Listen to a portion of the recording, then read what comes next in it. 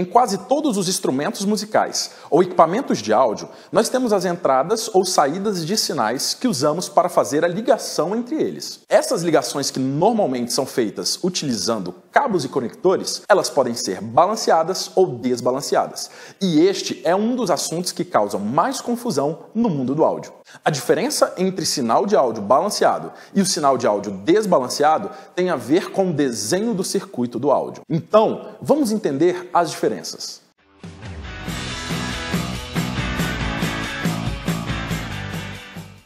A saída de um sinal elétrico, de um instrumento musical ou a entrada de um equipamento de áudio, feito através de conectores dos tipos TS de 1/4 de polegada ou RCA, são desbalanceadas e possuem apenas um único ponto de conexão ou passagem desse sinal, que normalmente é denominada como hot, ou sinal positivo. E um outro ponto de conexão da blindagem do cabo, que normalmente é ligado ao chassi do equipamento, que tem como objetivo fazer o aterramento deste sinal. Porém, mesmo que a blindagem do cabo seja eficiente, em uma conexão desbalanceada, o sinal é mais vulnerável a ruídos que serão transmitidos para o equipamento na qual você está fazendo a ligação, resultando em um sinal ruim.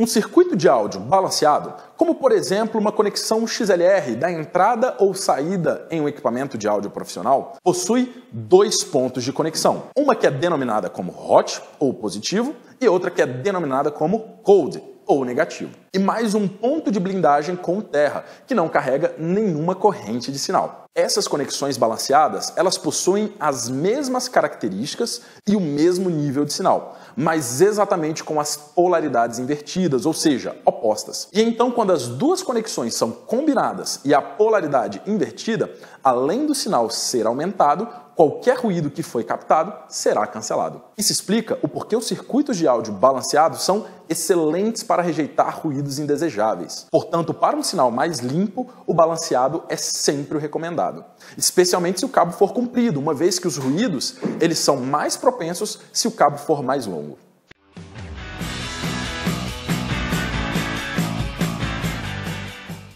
É muito comum usuários e iniciantes confundirem o tipo de conexão com a imagem sonora do áudio. Vamos entender o que é a imagem sonora do som.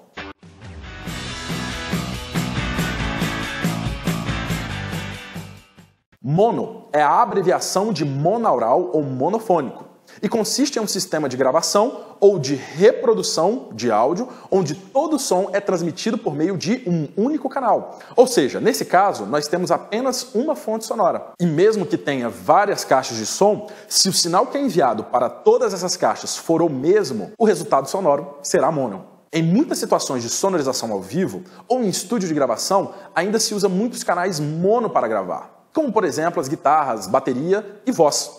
O que não significa que no processo de mixagem esses canais irão soar estéreo, através de efeitos ou ajustes de panorama.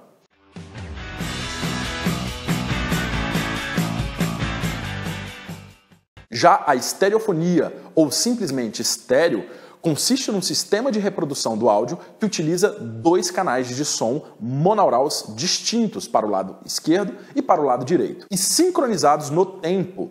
Logo após a invenção do fonógrafo e do telefone, os engenheiros questionaram que, uma vez que temos dois ouvidos, o uso de duas fontes sonoras, em vez de apenas uma, poderia dar melhores resultados. E já em 1884, já começaram os primeiros testes com a estereofonia, o que hoje se tornou um padrão de reprodução encontrado nas mídias digitais de música de alta fidelidade. E com o estéreo podemos ter a percepção da localização espacial de uma fonte sonora, tanto horizontalmente quanto na profundidade também.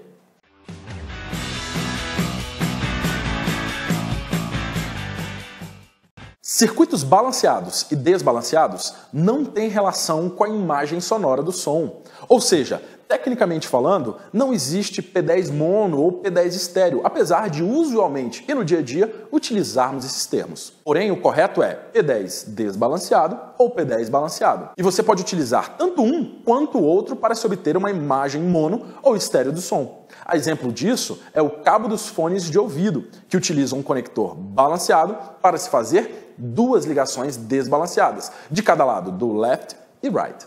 Quanto à ligação de um instrumento em estéreo, primeiro é importante você verificar quais são os instrumentos que possuem esse tipo de saída. Por exemplo, teclados e sintetizadores, que possuem duas saídas que são desbalanceadas, para os lados L e R.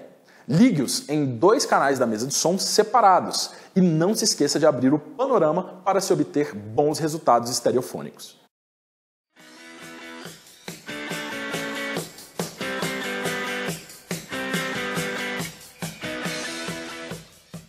O Direct Box, ou como os americanos chamam, DI, que é a abreviação de Direct Inject, nasceu pela necessidade de acomodar os instrumentos elétricos no auge dos anos 60. E vieram como uma maneira de resolver a diferença de impedância básica entre captadores de instrumentos e os equipamentos do estúdio ou no palco. Embora hoje serem muito mais sofisticados que os modelos originais, a função primária de um Direct Box continua a mesma, que é tornar um sinal desbalanceado de alta impedância em um sinal balanceado de baixa impedância.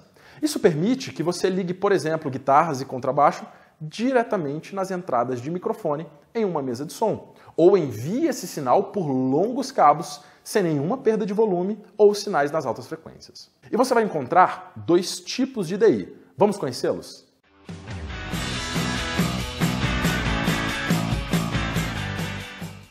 Construídos até hoje como os modelos originais de Ed Wolfram, que foi o engenheiro que os criou por volta de 1960, os DIs passivos usam um tipo de transformador chamado Bellon, que é um dispositivo eletrônico que converte o sinal desbalanceado em um sinal balanceado, além de também casar a impedância para que não haja nenhuma perda de sinal. E recebe esse nome porque é a junção das primeiras sílabas das palavras em inglês balanced e unbalanced. Esse tipo de transformador possui enrolamentos eletricamente separados nas fases, tanto de entrada quanto de saída, que vão isolar tensões do terra e eliminar os loops de terra.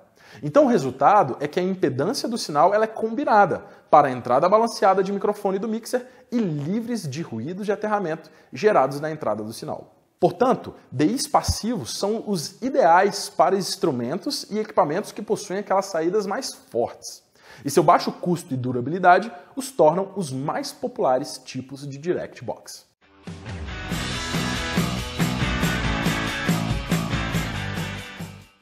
A maior diferença entre um DI ativo para um passivo é que o ativo possui um pré-amplificador. Esse tipo de DI ele foi originalmente criado para proporcionar um ganho extra, para aumentar a saída muito fraca de alguns captadores do tipo single, muito utilizados em guitarras elétricas. Mas esse ganho extra ele também é ótimo para quando você precisa enviar sinais por cabos longos.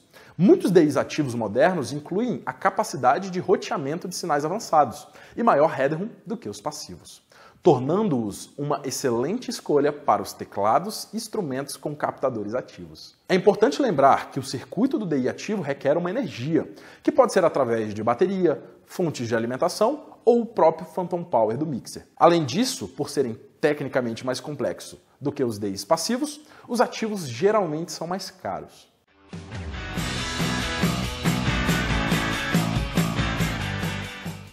Os Direct Box já percorrem um longo caminho desde os anos 60. E ambos modelos, passivos e ativos, apresentam uma ampla gama de funções adicionais e opções que podem torná-los extremamente versáteis. Vamos ver alguns desses recursos extras que você pode encontrar nos DIs.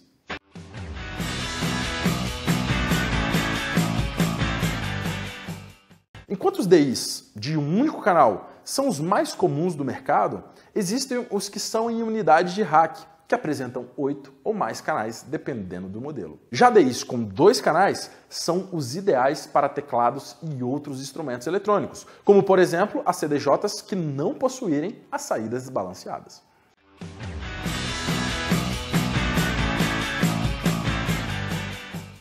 A conexão de through ou bypass divide o nível de sinal da entrada de um instrumento original para uma saída separada, que normalmente é aquela de 1/4 de polegada. Isso permite que o sinal não processado possa ser enviado para um amplificador de instrumento, como por exemplo a guitarra, baixo e etc. Bem como a mesa de som através de uma saída XLR.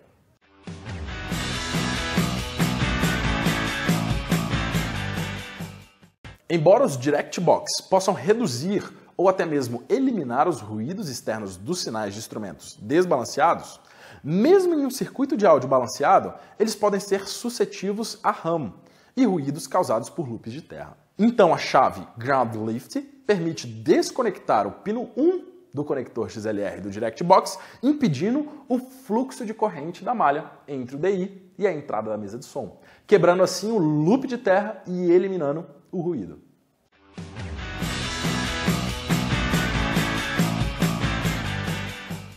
Alguns DIs apresentam um atenuador de sinal chamado PAD, para evitar o ganho excessivo nos circuitos. Esse recurso ele diminui o sinal de entrada em um valor fixo, 15 e 20 dB são os mais comuns, para acomodar o nível de sinal desses instrumentos.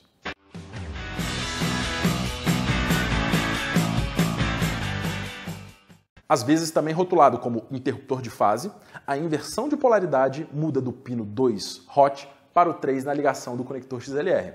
Essa função ela pode ser útil em diversas situações, como, por exemplo, corrigir um cabo XLR feito de forma errada, ou pode alinhar a polaridade de um sinal direto com o do microfone que está captando essa mesma fonte sonora. E também é útil no caso de você não ter esse recurso nos canais da sua mesa de som.